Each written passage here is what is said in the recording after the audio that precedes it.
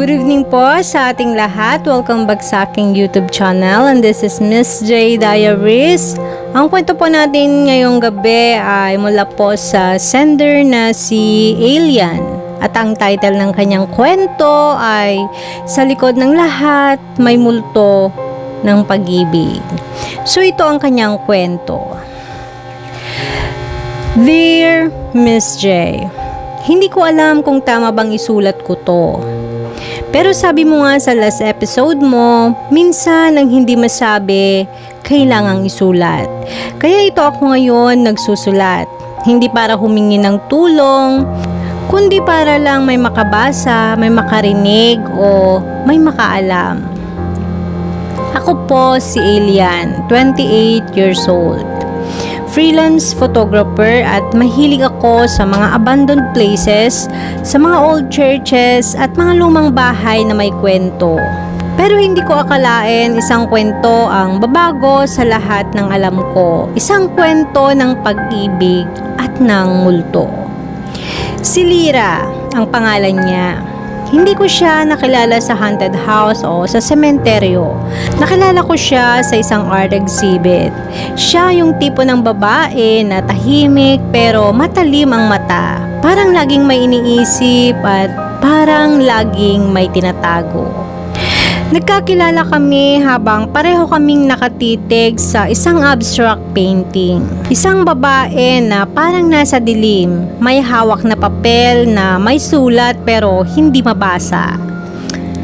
Sabi ko, ang lungkot naman ng mata niya. Sabi niya, hindi lungkot yan, takot. Doon nagsimula ang lahat. Hindi kami agad naging close ni Lyra, pero sa bawat exhibit, sa bawat coffee shop na may lumang aesthetic, nagkakasalubong kami hanggang sa naging intentional na. Nagkikita na kami at nagkakape, nag-uusap tungkol sa art, sa buhay at sa mga bagay na hindi sinasabi ng karamihan. Isang gabi, sinamahan niya ako sa isang shoot sa lumang bahay sa San Ildefonso. Sabi niya, may kwento to. May babaeng tumira dito at iniwan. Namatay mag-isa at hindi natapos ang sulat niya. Napatingin ako sa kanya. Paano mo alam? Tanong ko. Ngumiti siya. Minsan parang naririnig ko pa rin siyang nagsusulat. Sabi niya, hindi ko yon pinansin. Akala ko kwento lang. Pero nung gabing yon habang nag-i-edit ako ng shots, may isang frame na hindi ko kinunan. Isang babae sa bintana nakatingin sa akin. Lumalim ang relasyon namin. Hindi kami naging official pero alam namin na may connection. May damdamin, may pag-ibig hanggang sa isang araw, bigla na lang siyang nawala. Walang text, walang tawag, walang update. Tinext ko siya. Sabi ko, Lyra, okay ka lang?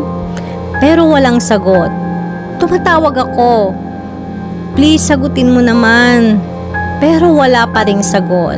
Hanggang sa isang linggo ang lumipas, may tumawag sa akin. Number ng kapatid niya. Alien, si Lyra wala na. Namatay siya sa isang car accident, pauwi galing sa isang shoot. Walang kasamang iba, walang nakakita, basta na lang bumangga sa poste. Sabi sa kabilang linya. Hindi ko matanggap, hindi ko maintindihan, bakit ganun, bakit biglaan, bakit siya. Akala ko pagkatapos noon ay tapos na, pero hindi. Isang gabi habang nag-i-edit ako ng bagong set, may narinig akong boses sa likod ko. Mahina at pabulong. Alien. Napalingon ako pero walang tao.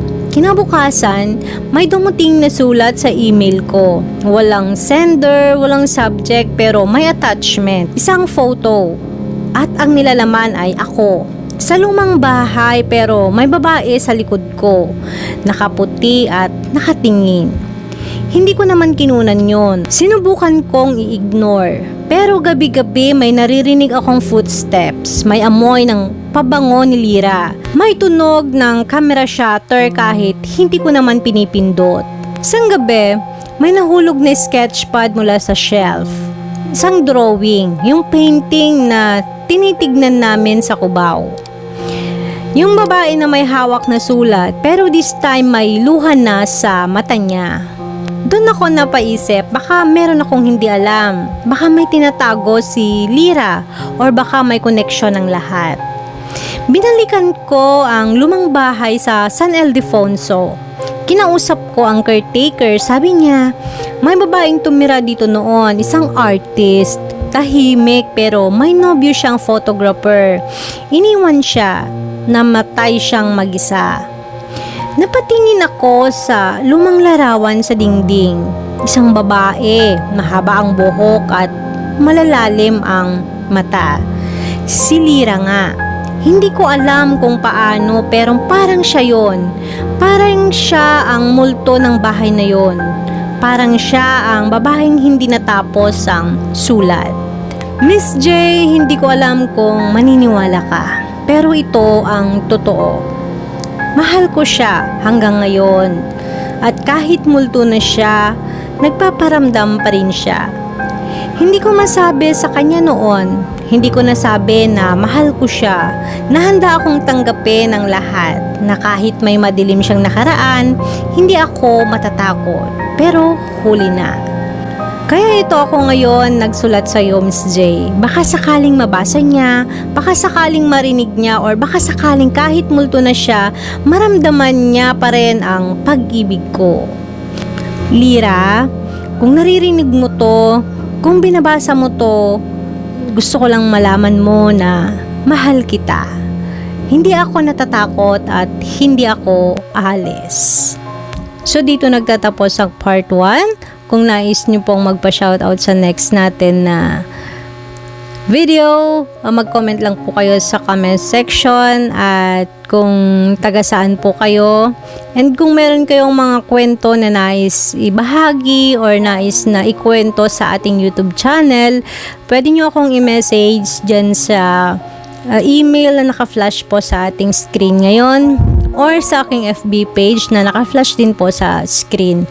And kung meron kayong mga confessions or yung mga damdamin na gusto nyong isulat sa isang tao na hindi nyo kaya masabi personally, pwede nyo pong ipadaan sa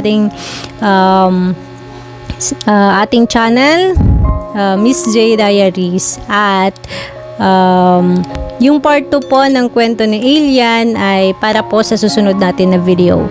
Thank you and God bless.